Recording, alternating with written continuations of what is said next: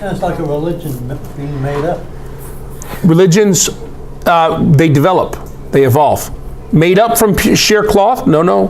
There's real things going on. People are grappling to understand holy and absolute mystery in the midst. That explains it. Right. And maybe that's what our religion is today. And scientists too are storytellers as well. And our religion is not a story. No, it is a story. Joe, you have a problem with story, and your understanding of story is it's all false. And that's the problem, is that everybody's telling a story, Joe. It's false, but it's sort of made up. It is, in a way. But it's not made up out of nothing. Here's what is. What is. And there are ways in which the human being, the being that seeks meaning, tries to grapple with and find it. Let's go back. Ready?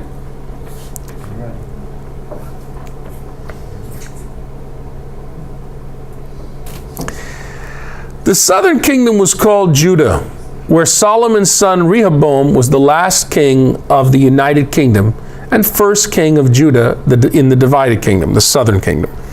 Everybody understand that? Yes. Okay. This kingdom lasted until 587 BCE, when the Babylonians invaded and conquered the land and the people. So it outlasted the northern kingdom. When the northern kingdom of Israel fell to the Assyrian Empire in 721 BCE, refugees fled for their lives into the south. And they took their Elohist story with them. And it was gradually so well integrated into the Yahweh story that it is difficult to separate its strands from the final story. This helps explain why, when you're reading texts in the Bible, sometimes God is referred to as the Lord God, or the Lord. That's the Yahwist, Yahweh. Sometimes he's referred to as Elohim. Sometimes he's referred to as Yahweh Elohim. What has happened is a beautiful marriage between the southern and northern traditions and theologies.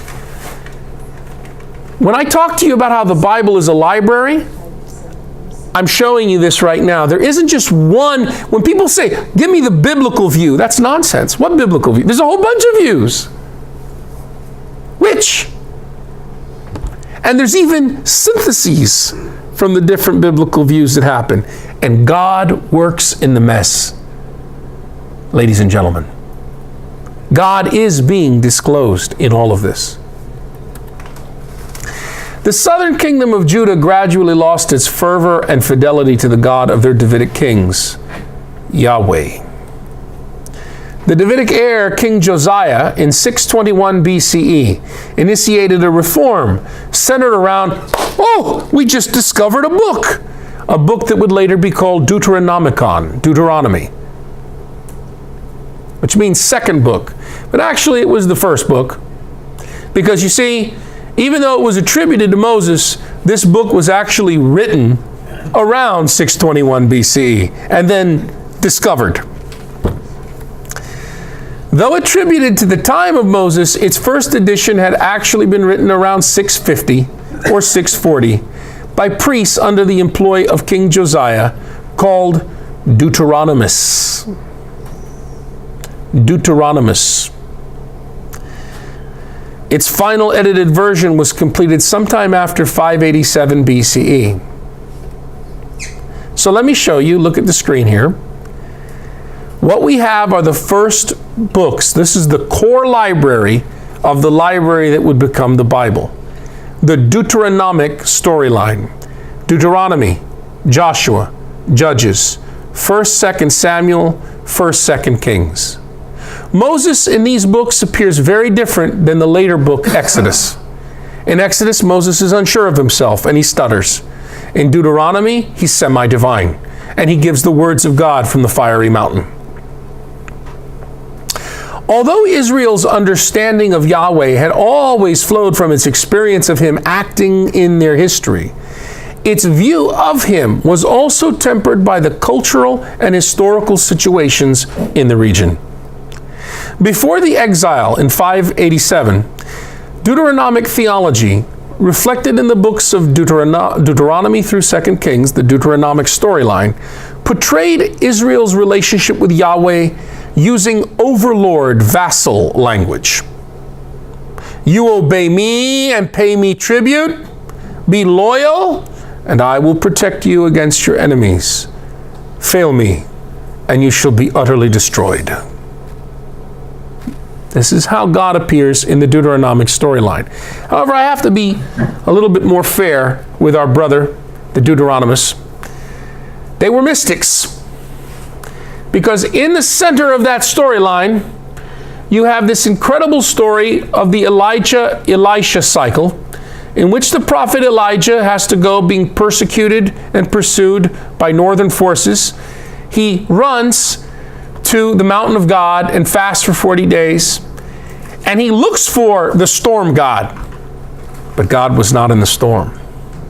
And he looks for the God of fire. But God was not in the fire. And he looks for the God of the mountain. But God was not in the earthquake. Instead,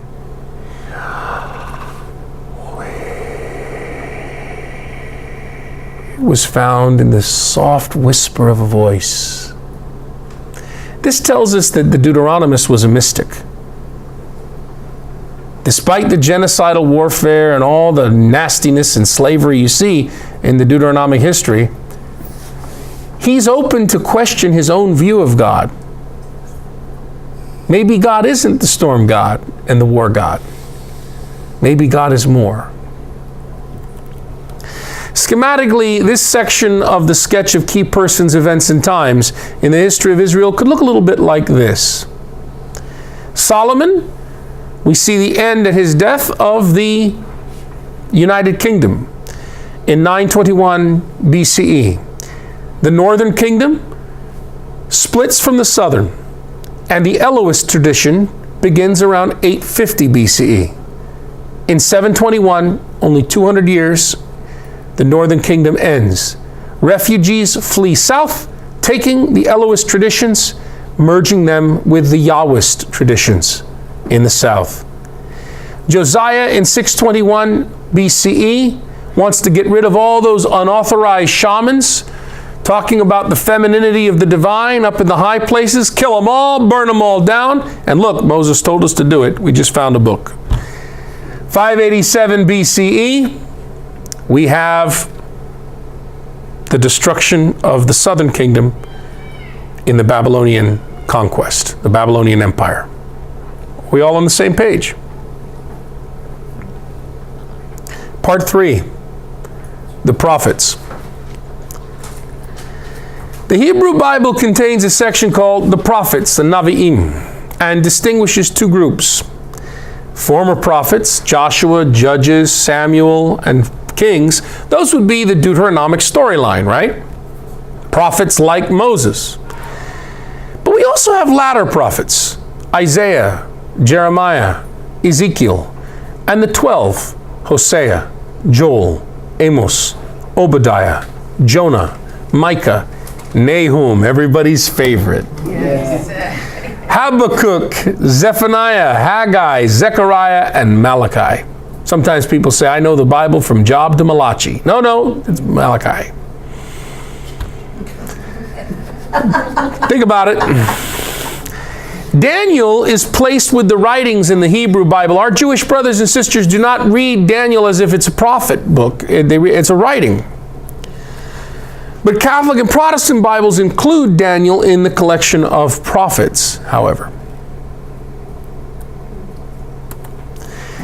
It's helpful to cluster the prophets according to the time frame in which they preached, rather than the time frame in which their books appeared. Recall that every book of the Bible was composed some considerable period of time after the events it describes. In the case of the Gospels, decades. In the case of Genesis, in the case of Moses, the Exodus story, about 1,000 years.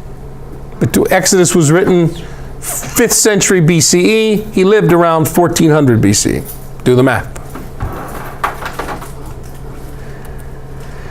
Schematically then, the prophets can be presented thus. We start with 921 BCE. 8th century, we have those prophets. 7th century, we have those prophets. Jeremiah straddles. 6th century, we have those prophets. Notice that Isaiah 50 through 66 and Isaiah 40 through 55 are not with Isaiah 1 through 39. Because there's 3 Isaiahs. In fact, there was an Isaiah school probably. The Isaiah that followed Amos and Hosea in the 8th century, if you want to get to know his theology, you got to go to Isaiah chapter 1 through 31. But if you want to get to know the suffering servant songs, you know, that we read about coming up very soon, right, in Holy Week, that all comes after the Babylonian captivity, when Persian influence is coming in to the southern, what was the southern kingdom, the first Proto-Judeans, where things like monotheism are coming in. And all these rich ideas like vicarious atonement, you know, somebody suffering on behalf of another. See my servant, right? That's all, that wasn't written by the first Isaiah, Mel Gibson. You'll know what I'm talking about if you've watched The Passion of the Christ. The very beginning of The Passion of the Christ, 700 years before Jesus, right? Or 800 years. That's what the caption reads. No, that's Proto-Isaiah.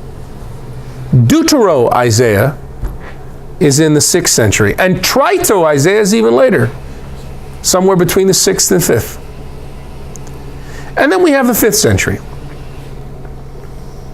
So that's when these folks are active.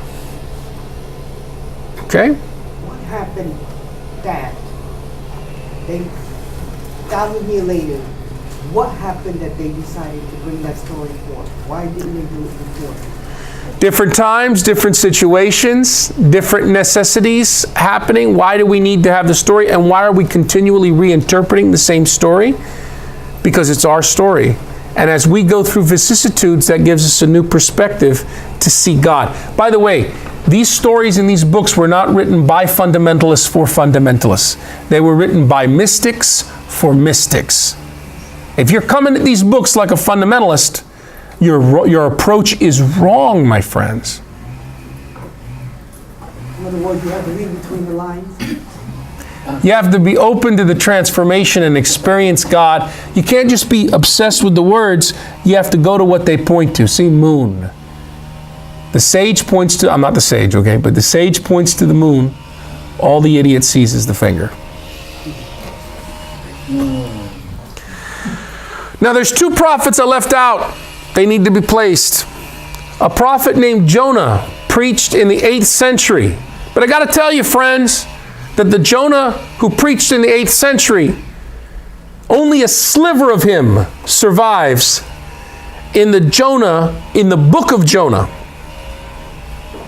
who is only very loosely connected to the prophet back in the 8th century, the great noble figure. The book of Jonah and the activities of its protagonists are best dated in the late 6th century or beyond.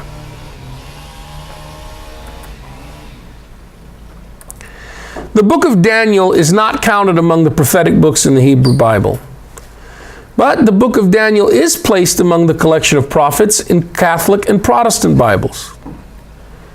The book often gets described as being an apocalypse. That's a beautiful German word, and it really doesn't belong anywhere in the Bible, including the book of Revelation, okay?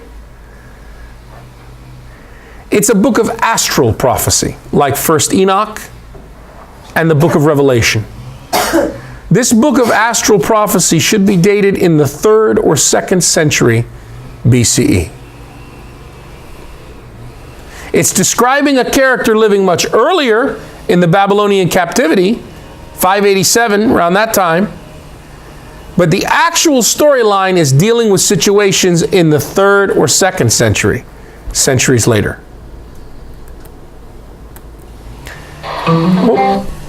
Let's take a short break.